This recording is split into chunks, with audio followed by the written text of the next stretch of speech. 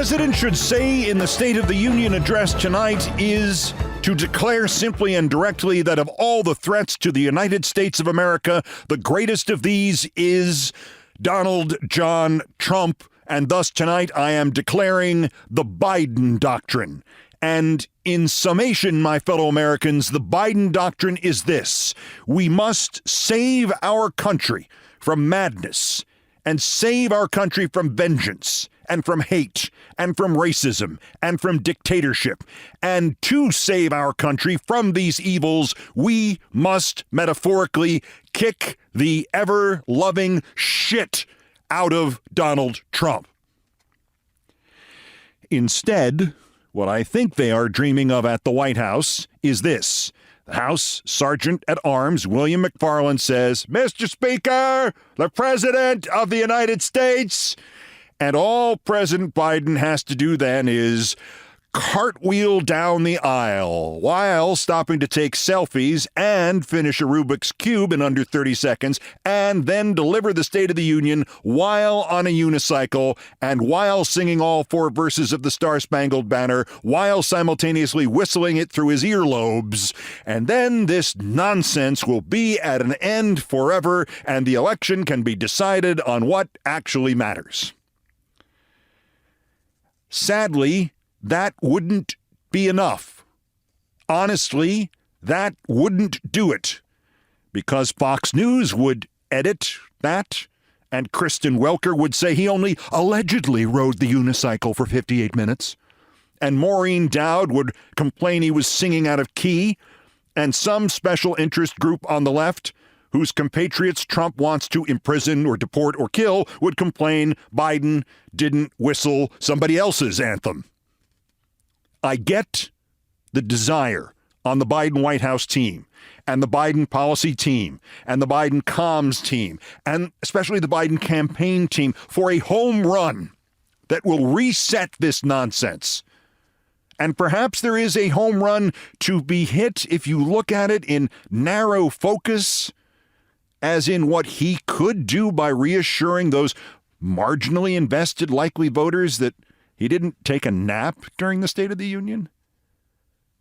But everything I have heard them say, even what they put out on social media last night about stating what he's done, what he's going to do, and hitting infrastructure and abolishing junk fees and fewer guns and fewer tax breaks for the wealthy and protecting women's rights to choose and lowering student debt and drug prices and health care, and the leak to Politico about taking Trump's vendetta against Obamacare and shoving it down his throat every day until the election. It's all great. It's all true. It's all real. It's all important, but it's designed for a major event in the life of the nation called the State of the Union, a major event that doesn't exist anymore.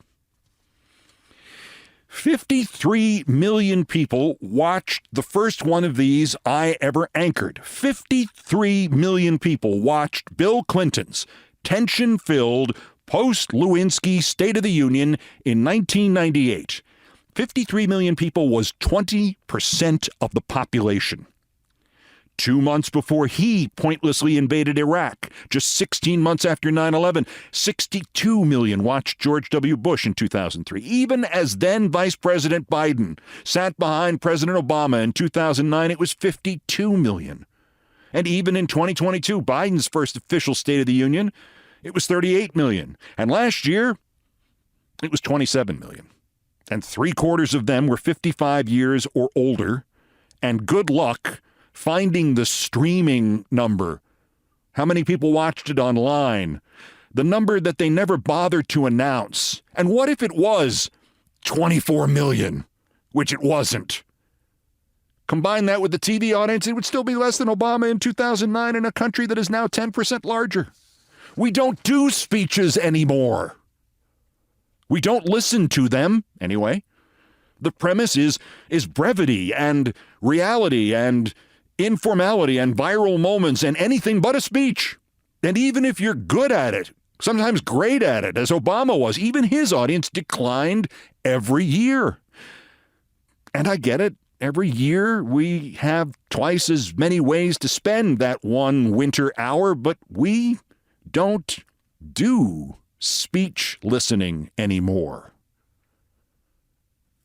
which puts the president in a no-win, because if he did what the Times really demand that he should do, cut it to 20 minutes, plus some multimedia and a red carpet outside and a halftime and a band and Seth Meyers and ice cream and lasers, this would guarantee that the same dim-witted media that reports the TV audience but never even bothers to try to find the streaming number would come back and say, they couldn't even give a real State of the Union. I mean, what was up with those lasers? Though Taylor Swift at halftime, that was genius. Maybe we should put her on the ticket. So tonight, Joe Biden must run through this antique gauntlet in which he must prove that he is vibrant and clear and sharp and of the moment and with it and entirely of the 21st century by giving a speech, the idea of which isn't vibrant or clear or sharp or of the moment or with it or of the 21st century. Prove to us you can be president through the year 2029 by doing something that began to go out of date in 1989. I mean, what are we expecting here? FDR introduced the 4 freedoms in the State of the Union in 1941. The Monroe Doctrine was first presented in the State of the Union. Lyndon Johnson's War on Poverty. And forget for a moment the falsity of it, Bush gave us the axis of evil in the State of the Union. If President Biden has something like that, run with it. Give me the axis of price gougers. Give me the 4 new freedoms. Go meta, do the Nancy Pelosi, tear up your own speech and wing it. The problem ultimately is this: Joe Biden can give the greatest State of the Union of all time, and the right wing will still say he stumbled through it, and the supposedly neutral news industry will still look for the stupidest shiny object they can find and ignore the substance, and somebody is at this moment already on the way to a TV studio somewhere to do that body language analysis crap on how Joe Biden looked. And even then, failure or success, good grades from the body language lady or bad ones, it won't really matter, because this isn't 1823 or 1941 or even 1998. One of the sharper guys at 538 named Nathaniel Rakich matched the States of the Union addresses and the state of the approval ratings of the presidents who gave them. And since 1978, over the last 46 of these, the average impact on presidential approval, the average value of a good State of the Union to a president, or the average punishment for a bad State of the Union has been just under 2%. The most Joe Biden can realistically hope for is his approval number goes up 1.9% tomorrow, or it drops less than 1.9%. Obama went up 2.6% after a good one in 2012. That's the only time in 20 years that anybody's approval went up more than 2.1%. The only time since 1978 these things have actually mattered? Yes, it was the Bill Clinton speech, literally 10 days after the Lewinsky scandal was launched by the Republicans. Clinton came out firing and confident and just pissed off enough, and his approval the next day went up 10 points. I mean, if you want that, President Biden, I do have it for you. You want to convert what is seen inside the White House as the last chance for a total reset? You want the home run, the game changer?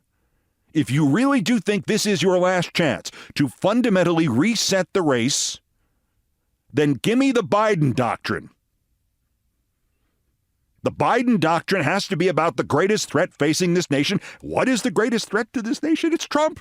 It's Trump's cult. It's Trump's madness. It's Trump's racism. It's Trump's desire to be a dictator. It's Trump's next coup. Do it. If they ever build statues to President Joseph Robinette Biden Jr., it will be for saving this nation from Donald Trump. Twice. There is no reason to back away from this, the easiest to understand presidential accomplishment in decades.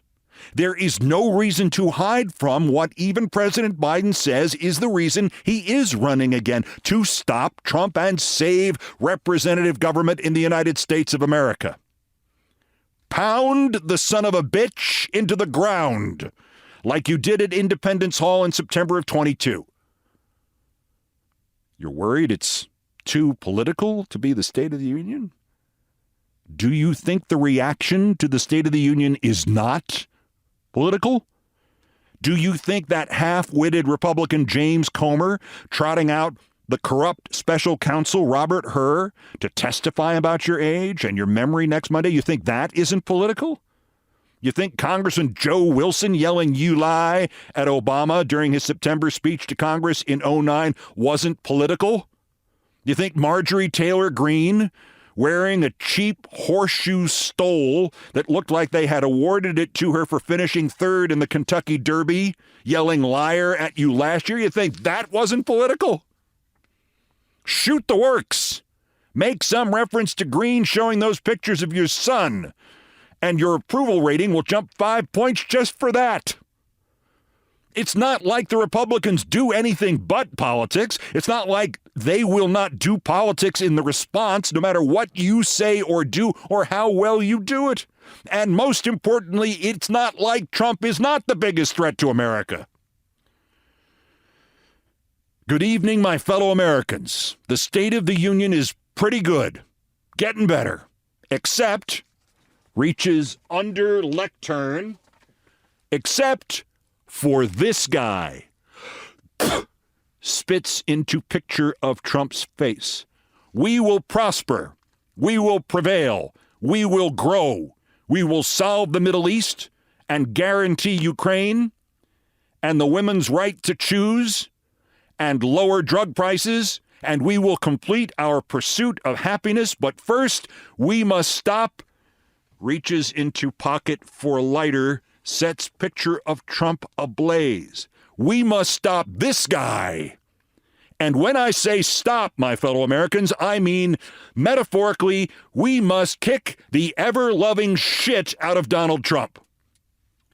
Thank you. God bless you. God bless our troops. God bless America. And please stay tuned for Keith Olbermann's State of the Union postgame show live on YouTube and Twitch. Leave out the plug and just steal somebody else's State of the Union that seems applicable to the current day. The dogmas of the quiet past are inadequate to the stormy present. The occasion is piled high with difficulty, and we must rise with the occasion. As our case is new, so we must think anew and act anew. We must disenthrall ourselves, and then we shall save our country from Trump. Fellow citizens, we cannot escape history. We of this Congress and this administration will be remembered in spite of ourselves. No personal significance or insignificance can spare one or another of us. The fiery trial through which we pass will light us down in honor or dishonor to the latest generation. We say we are for the Union. The world will not forget that we say this. We know how to save the Union. The world knows we do know how to save it. We shall nobly save or meanly lose the last best hope of Earth. And then Joe Biden does the cartwheels off the stage and up the aisle, and he just accidentally kicks Marge Greene in the head on the way out. And the Republican response would then just be Alabama's bubble-headed Senator Katie Britt sitting there with her mouth hanging open for about 8 minutes. His approval ratings would jump to 54. Use the one I wrote, use the one Abe Lincoln wrote. Doesn't matter. This will not happen, sadly. But he has got to give one of those speeches, probably both of those speeches, sometime and soon. He's got to offer this country a choice. Joe Biden or the bottomless pit. He's got to read that polling I mentioned yesterday that of the swing voters in the swing states, only 31% have heard all of the vile anti-American atrocities coming out of Trump's mouth about concentration camps and dictatorships and vermin. And Trump and his rapidly forming SS are handing Joe Biden new material every day, every day. The State of the Union address could be made up entirely of reactions to things Republicans said yesterday. Last night, this bizarre Speaker of the House, this strange man who seems to come from the proverbial town full of secrets, Mike Johnson, he boasted about defunding the police. We're going to cut 3% from DOJ, 7% from the ATF, 6% from the FBI. Nancy Mace then followed up with a crack about how suddenly Joe Biden thinks defunding the police is a bad thing. And of course, she was too stupid to realize that she had just confirmed it. She and her party and Trump therefore must think defunding the police is a good thing. Put that in the State of the Union. And Rand Paul said yesterday we have to talk about cutting Social Security and Medicare and all the other entitlements. Put that in the State of the Union. Mention his wig and I'll give you $50. And then the Ava Braun of upstate New York, Elise Stefanik, handed the campaign another ad or you another 5 minutes in the State of the Union. As Ronald Reagan famously asked us, are you better off today than you were 4 years ago? The answer for hardworking Americans across the country is a resounding no. Let's see. She said this yesterday, March 6th. So 4 years ago was March 6, 2020. What was happening on March 6, 2020? Well, that was the day Trump would not let the first American COVID victims off the Grand Princess cruise ship because I like the coronavirus numbers being where they are. I don't need to have the numbers double because of one ship. And 4 years ago at this time, Trump was telling Bob Woodward in a recorded phone call that COVID was actually deadly and it was transmitted not surface to surface, but by air, and that he was lying to the American public about it. And then Trump's lies and policies and cronies and suggestions that we eat light bulbs and drink bleach, those things have combined to kill 1,217,000 Americans. 4 years ago today. Well, it's true, the ones he killed, that was a better day than it is now. Put that in the State of the Union, Mr. President, because when we use the phrase life or death about keeping Trump out of power, it is not a metaphor. Mr. President, it is reality because Donald Trump is death.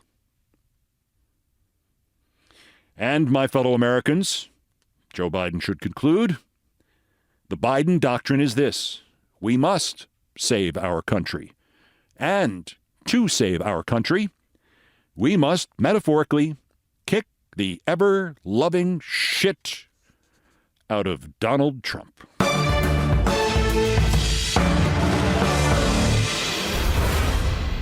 Whatever.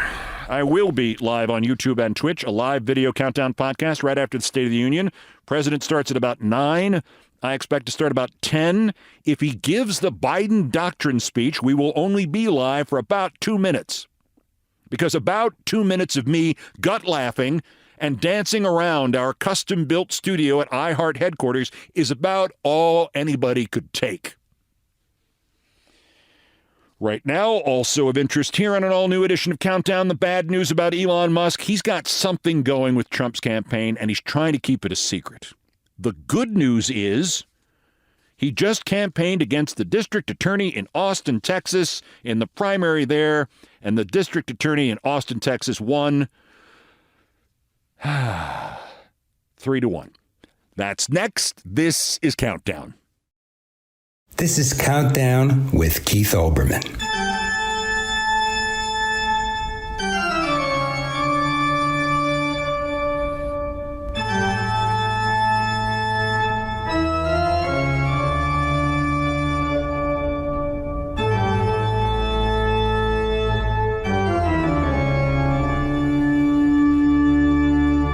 of us on this all-new edition of Countdown, Fridays with Thurber.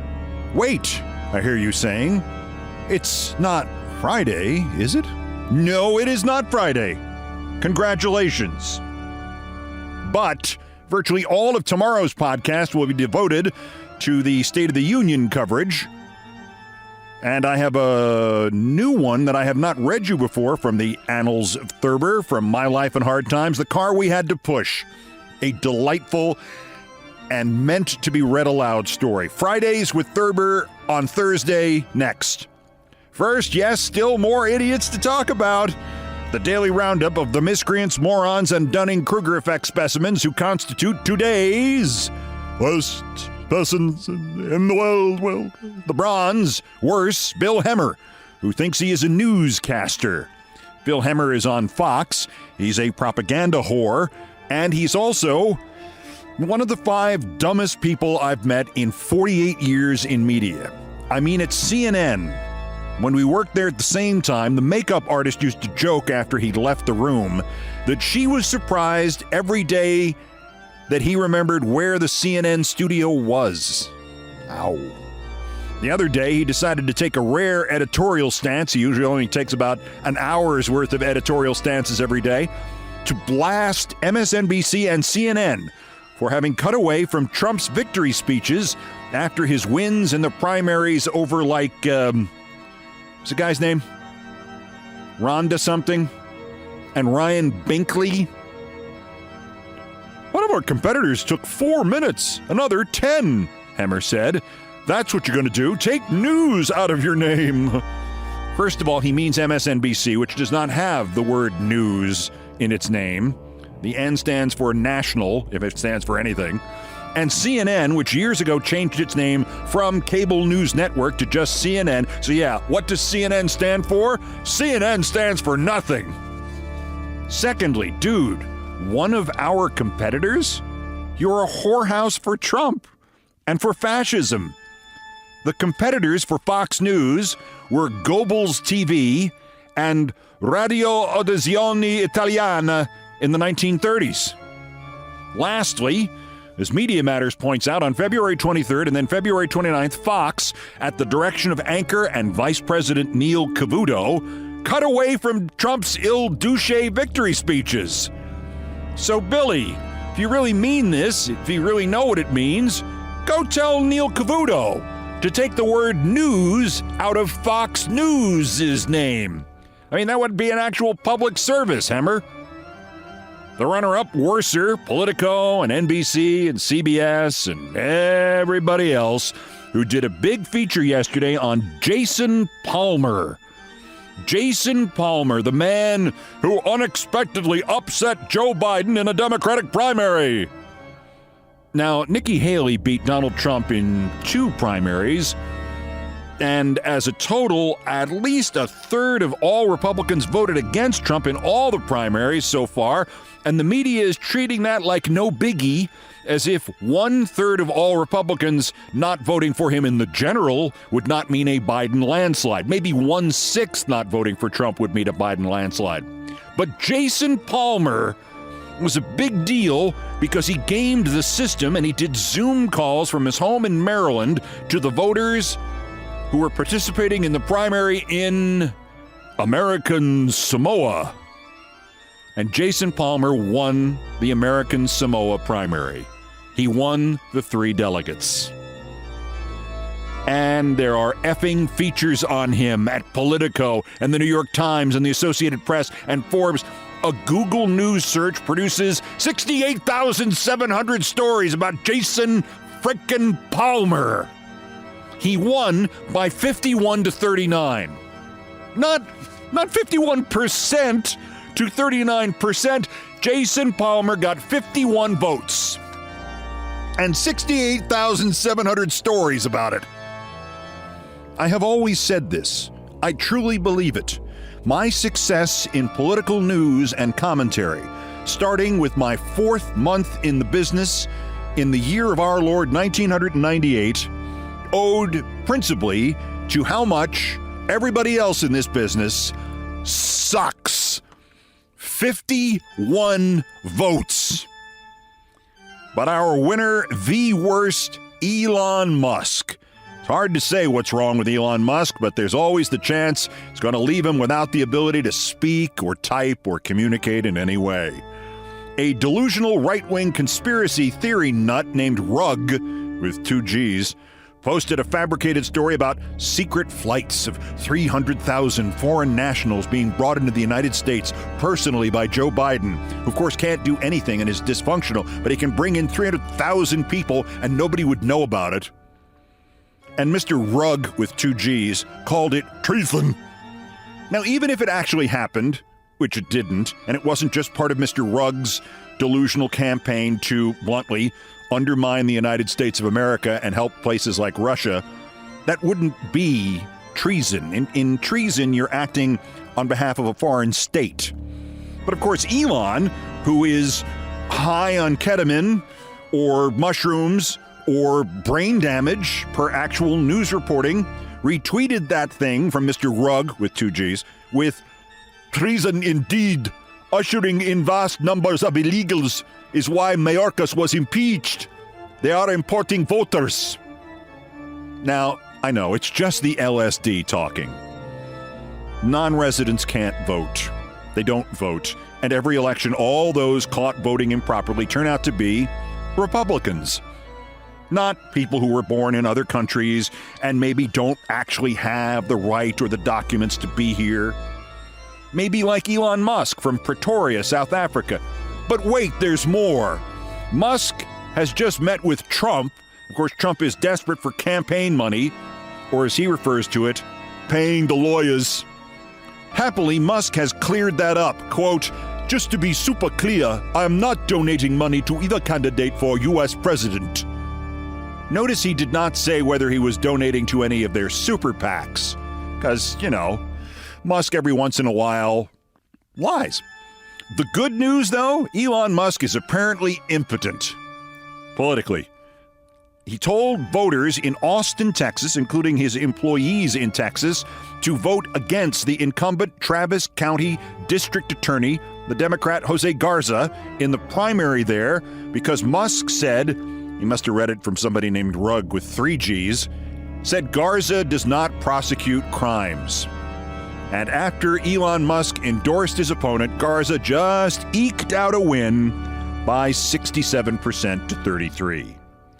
Elon Musk, who threw around his weight only to find out, oops, too much Ozempic. 2 days. Worst person in the world. Apartheid Clyde.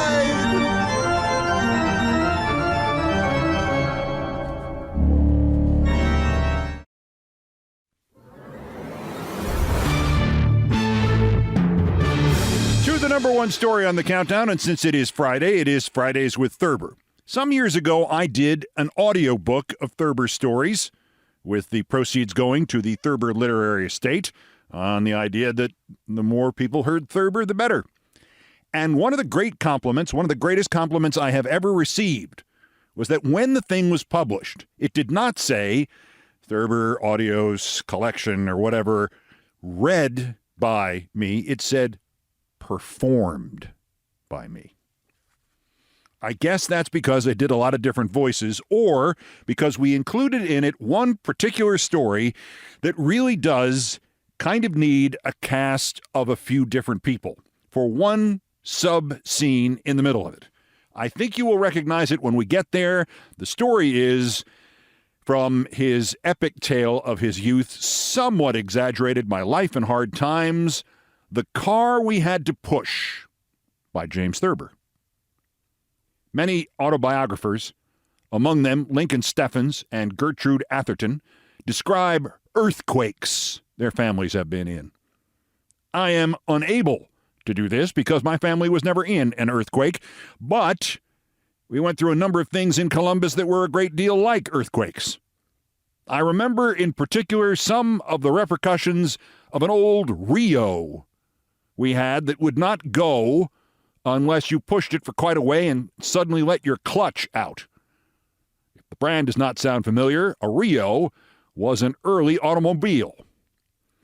Once we had been able to start the engine easily by cranking it, but we had had the car for so many years that finally it wouldn't go unless you pushed it and let your clutch out.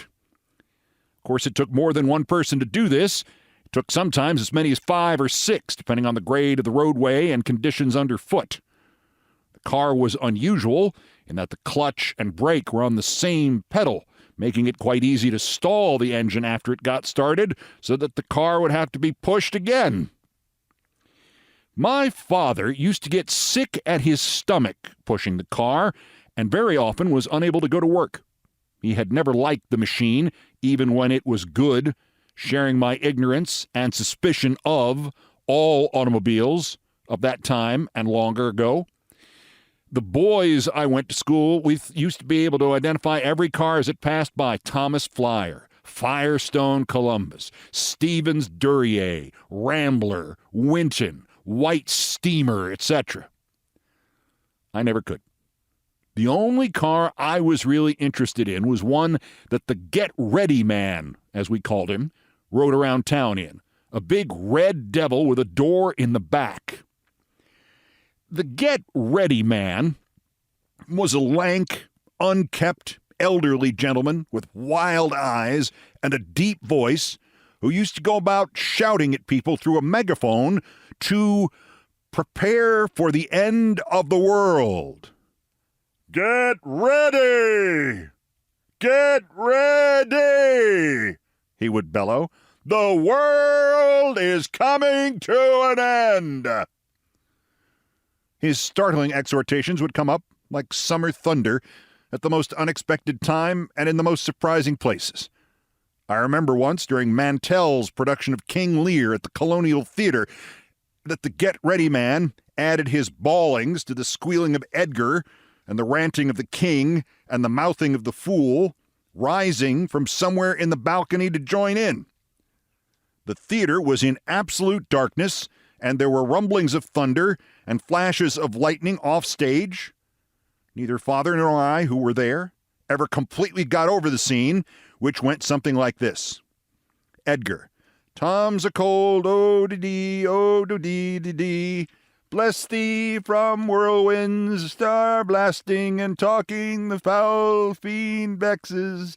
Thunder off stage. "What, have his daughters brought him to this pass?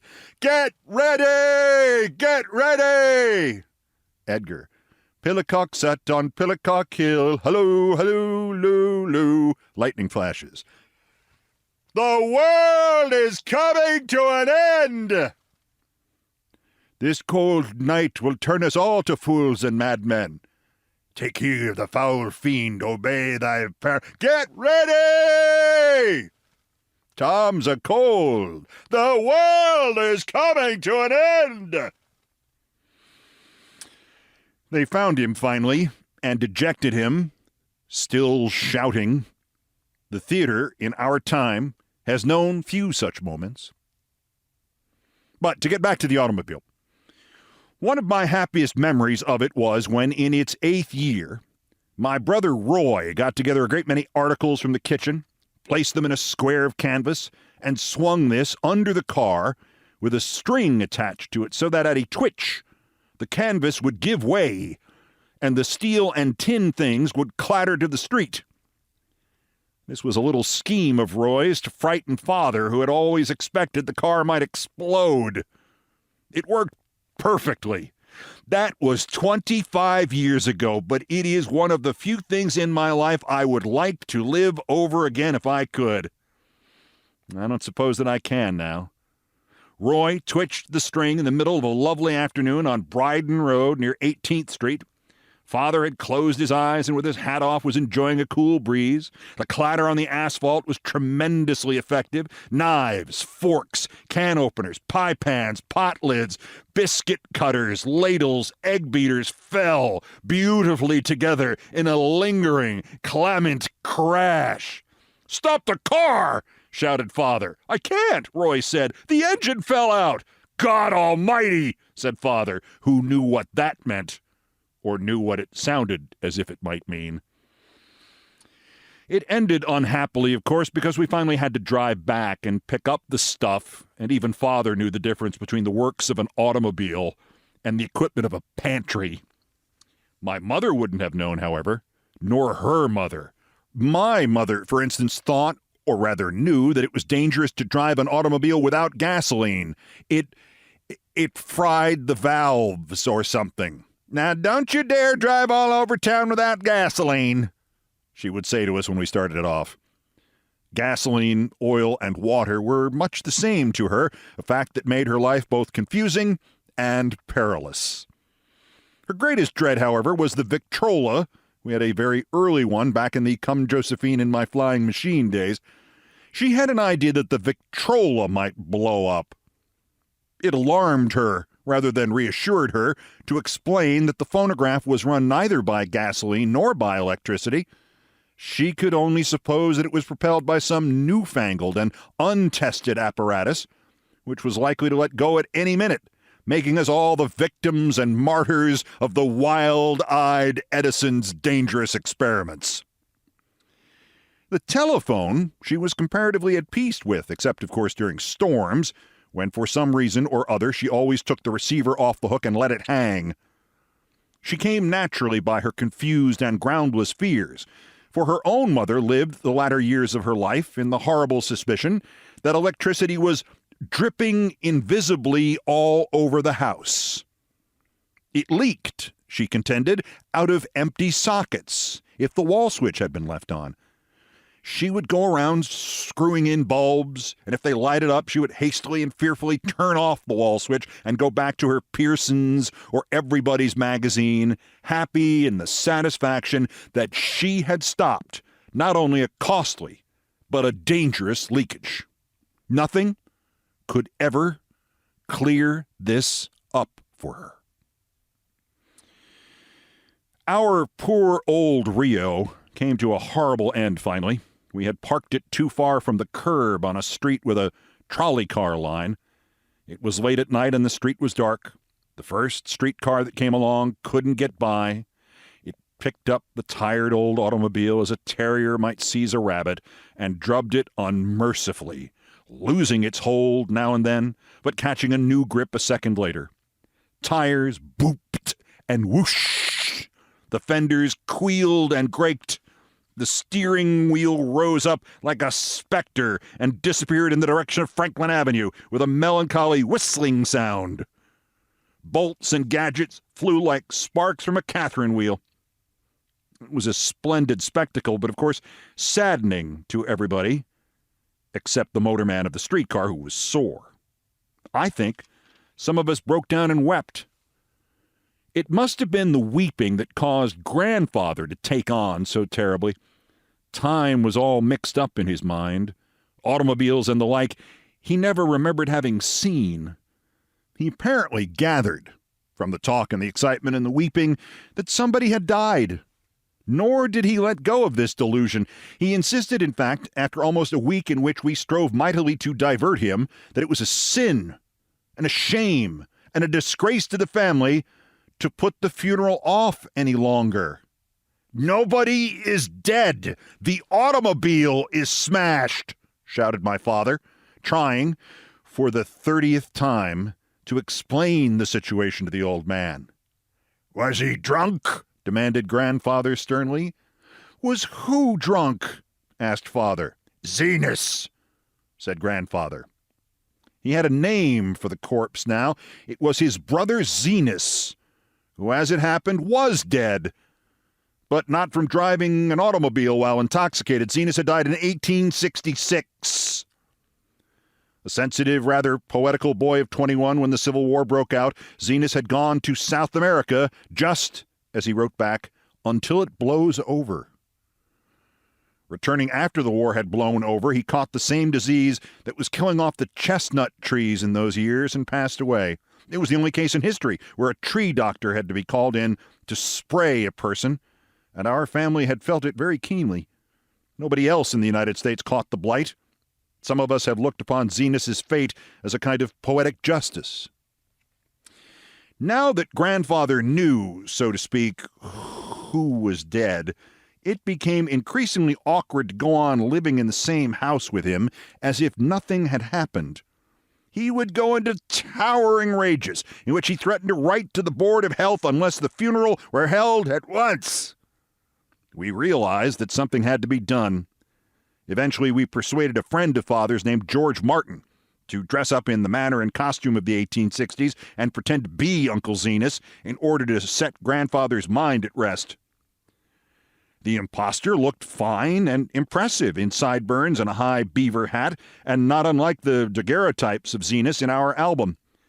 I shall never forget the night just after dinner when this Zenas walked into the living room. Grandfather was stomping up and down, tall, hawk-nosed, round-oathed. The newcomer held out both hands. "Clem!" he cried to Grandfather.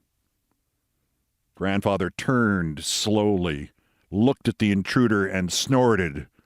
"Who are you?" he demanded in his deep, resonant voice. "I'm Zenas," cried Martin. "Your brother Zenas, fit as a fiddle and sound as a dollar." "Zenas my foot," said Grandfather. "Zenas died of the chestnut blight in '66.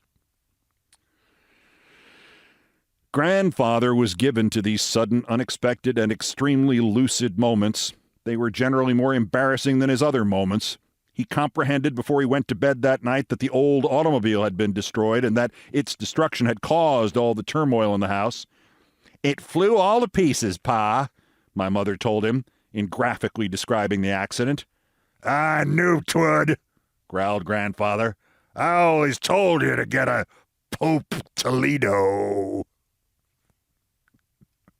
The Car We Had to Push by James Thurber. Get ready!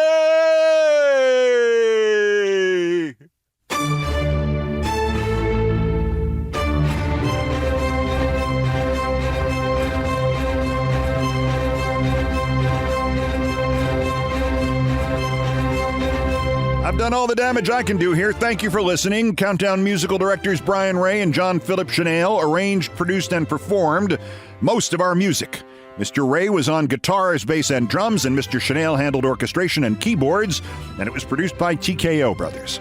Other music, including some of the Beethoven compositions, were arranged and performed by the group No Horns Allowed.